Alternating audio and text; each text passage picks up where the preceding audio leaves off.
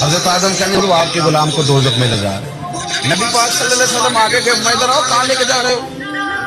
اللہ کے سامنے فیصلہ ہوا ہے، فرشتوں نے کیا ہے نا۔ فرشتے کو کسی سے بددیانتی تو نہیں نہ کرتے، فرشتوں نے جو کیا ٹھیک کیا ہے نا، کیوں لے کے جا رہے ہو؟ سونے گناہ کہہ رہے ہیں، نیکیاں تھوڑی ہیں، فرمایا میرے سامنے تو کسی فرشتے نے نہیں کہا کہ سونے ہم معاذ اللہ ہم کو بے ایمان ہے، بھائی میرا مطلب ہے صحیح تولا ہے، فیصلہ ہے، میں دوبارہ تولو۔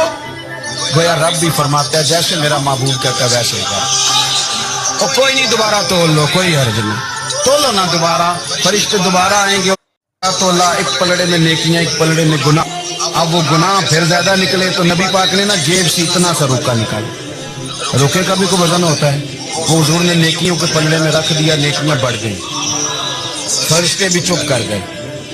چلو بھائی جنت میں، سیدھا حضور کے قدموں سے جا لگا، کہنے لگا سونیا میں تو ساری زندگی کو گناہ کرتا رہا، یہ کون سی نیکی ہے؟ تو حضور فرمانے لگے چپ کر، جنت کا دروازہ کھول گیا، تو جا جنت میں۔ حضور رکے میں کیا ہے؟ فرمایا تو نے ایک دن درود و سلام نہیں پڑھا تھا، میں نے تیرا سنبھال کے رکھا ہوا تیرا درود شریف، اور نعرے رسالت بھی تو نے لگائے تھے، اور تو کھول کے میرے تذکرے میں نے تیرا سنبھال لیا، دوزخ میں تو کیا میرا سایہ نہ جائے، کیونکہ رسول پاک سے دیکھا نہ جائے۔